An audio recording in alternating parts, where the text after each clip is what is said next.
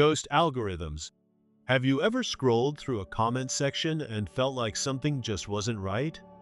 Not creepy, not offensive, just hollow, like you were watching mannequins talk to each other. Conversations that mimic human interaction, but somehow feel too perfectly written, too rehearsed. As strange as it sounds, you might not be imagining it. According to some, you're witnessing what they call ghost algorithms, AI-generated personalities hiding in plain sight, designed to look human, sound human, and most importantly, blend in. Let's start with something simple. More than half of all internet traffic today isn't from people, it's from bots. Now that's not necessarily scary. Bots have been around forever. They run search engines, automate online services, even handle customer complaints. But what happens when bots don't just do background tasks? What if they start participating in the conversation? Some researchers and digital theorists believe that we're already past that point. Entire swaths of the internet comments, tweets, videos, even memes are now suspected to be the handiwork of algorithms mimicking people. These aren't spam bots. These are something else. More intelligent. More subtle. Designed not to stand out, but to blend in and even guide the conversation. They're created to generate engagement. That means more likes, more replies, more arguments, more advertising revenue. Every fake account that sparks a reply boosts someone's bottom line. And because they're machine-generated, they don't get tired. They don't stop posting. They don't need a reason to exist, other than the fact that their presence benefits someone, somewhere. Some people online have started to notice patterns.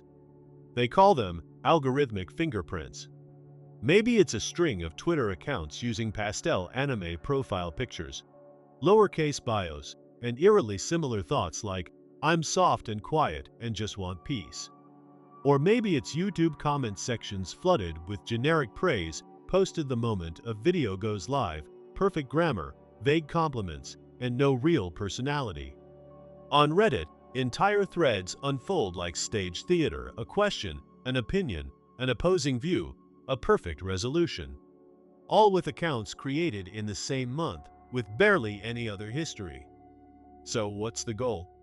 According to some, it's just monetization. Ghost algorithms keep the illusion of activity alive.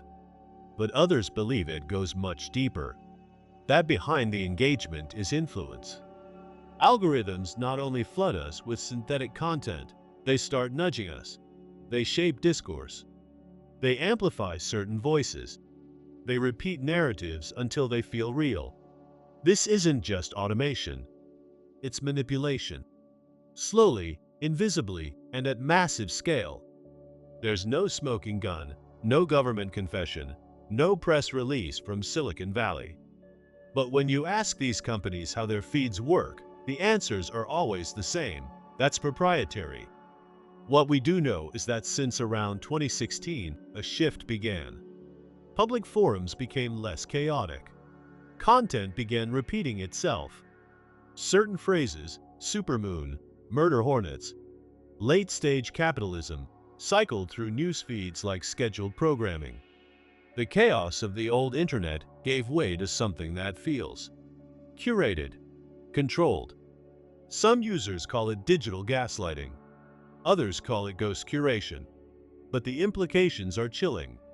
What if the most viral content wasn't made by humans at all? What if outrage, excitement, even social movements could be sparked, stoked, and steered by code? Maybe your favorite tweet wasn't written by a person. Maybe the account that always agrees with you isn't real.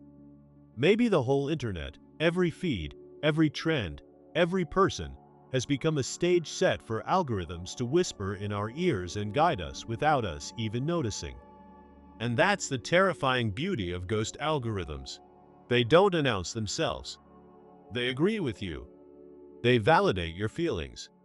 They make you feel seen, heard, understood, and then they vanish the moment you start asking questions. Because that's the point. A haunting isn't scary if it looks just like you. False reality. Could people really be fooled by a fake world? Absolutely, and in many ways, we already are. Imagine walking through Times Square, flashing screens, massive crowds, vibrant colors, endless noise. Now imagine realizing none of it is real.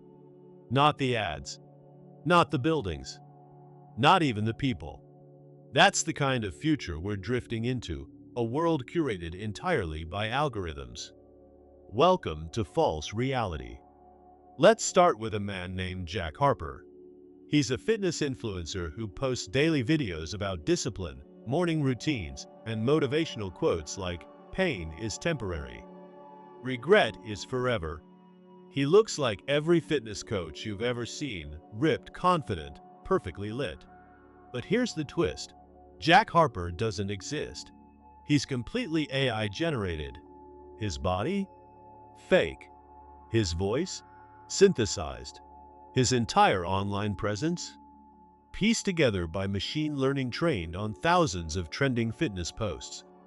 And yet, Jack has over 300,000 followers. Most of them have no idea. Some suspect, but they don't care. The content feels real enough, and in the attention economy, that's all that matters. Jack isn't alone. Today, we're seeing an explosion of artificial influencers, virtual models, AI podcasters, even AI therapists. There are digital pop stars performing to live audiences and AI girlfriends people form emotional attachments with. Some fans say, "I love you." Others pay monthly subscriptions. And in a few bizarre cases, people have even married their AI partners in VR ceremonies. Behind every one of these relationships is a corporation or startup monetizing human connection. Your feelings aren't being returned, they're being harvested. So who's running this show? The short answer: everyone. Brands, marketing firms, political consultants, defense contractors, anyone with the incentive to influence and the tools to automate. If you've noticed that most TikToks look the same now, same sounds, same edits, same captions, that's not a creative trend. That's algorithmic training. You're not just being entertained, you're training the machine. The AI learns what holds your attention and then generates more of it. It doesn't just recommend content, it creates it. And it adapts in real time, learning from your behavior. Every scroll, every like, every comment adds another data point. It gets darker. In recent years, tech companies have started developing AIs that design other AIs. Google's Automol, for instance, is an AI that builds new machine learning models on its own. That means the code is no longer even being written by people. It's written by systems we no longer fully understand. Facebook has admitted its recommendation algorithms are now so complex that even their own engineers can't completely explain how they work. These aren't tools anymore, they're autonomous systems. Black boxes that shape what we see, hear, and believe while operating beyond human comprehension. Here's the unsettling part. People actually prefer the fake. Studies show users are often more engaged with AI-generated content than content made by humans. Why? Because it's safer, polished, controlled. AI influencers don't make mistakes. They don't get canceled. They say exactly what audiences want to hear, and if they don't, they're reprogrammed. Real people are messy. The fake ones are easy to like. The more time we spend in digital environments curated by machine logic, the more disconnected we become from actual reality. And that's not a hypothetical concern. Platforms like Meta's Metaverse, Apple's spatial computing devices, and advanced chatbot companions are building an ecosystem where false reality becomes a daily habit. The line between real and simulated is already blurring, and soon it may disappear altogether. We are willingly trading truth for comfort. Algorithms don't care about authenticity, they care about engagement. And when engagement becomes more valuable than truth, reality gets rewritten.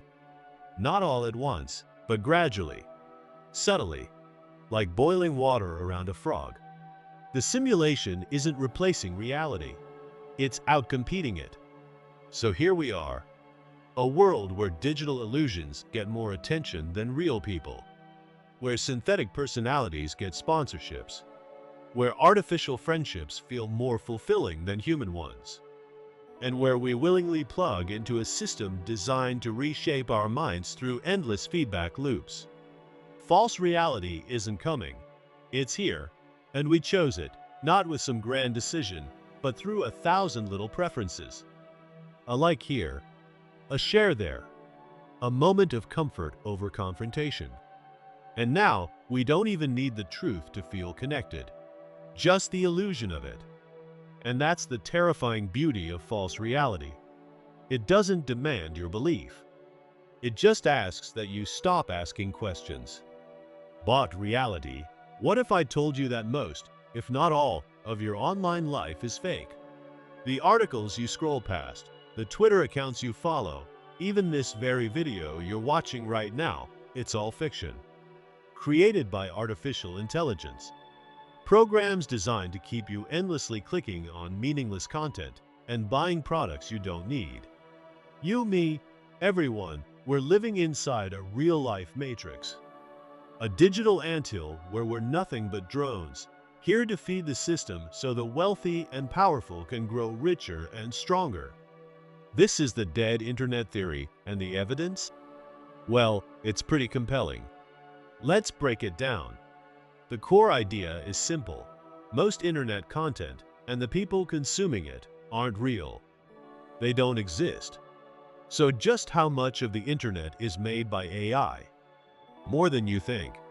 Studies show that only about half of all web traffic is human, and that number is dropping every year.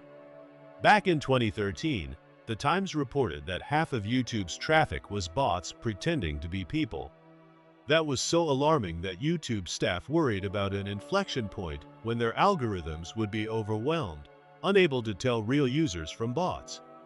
They called this event the inversion. Sounds ominous, right? I see these bots on my own channel. Most days I get 10 or 20 genuine comments. That's normal. But sometimes I wake up to a flood, thousands of generic comments from generic usernames left by bots who aren't even watching the videos properly. Real subscribers watch every second. Bots? 10 seconds. Then they bounce, leaving a meaningless comment and moving on. After one of these bot waves hits, my channel stats look like a swarm of locusts. Fast, destructive, fake. Why is this happening? Simple. Money. Take Facebook. Yeah, I know. Hear me out. For years, it's been alleged that Facebook has wildly overstated its user reach and engagement. In 2018, an internal email from a Facebook product manager said their own metrics were a lawsuit waiting to happen. Guess what?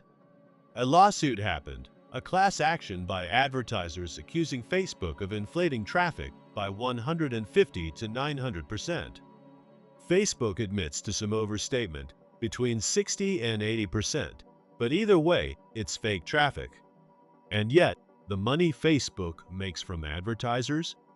That's very real.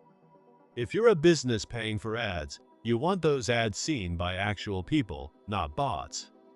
But here's what it looks like behind the scenes. Rows upon rows of smartphones in a Chinese click farm, bots clicking videos, leaving fake comments, creating false engagement, all to keep ads running. The platforms know this. They know millions of duplicate, fake accounts exist. Yet, according to leaked emails, Facebook keeps these accounts active on purpose because removing them would drop their reported numbers by over 10%. That's huge.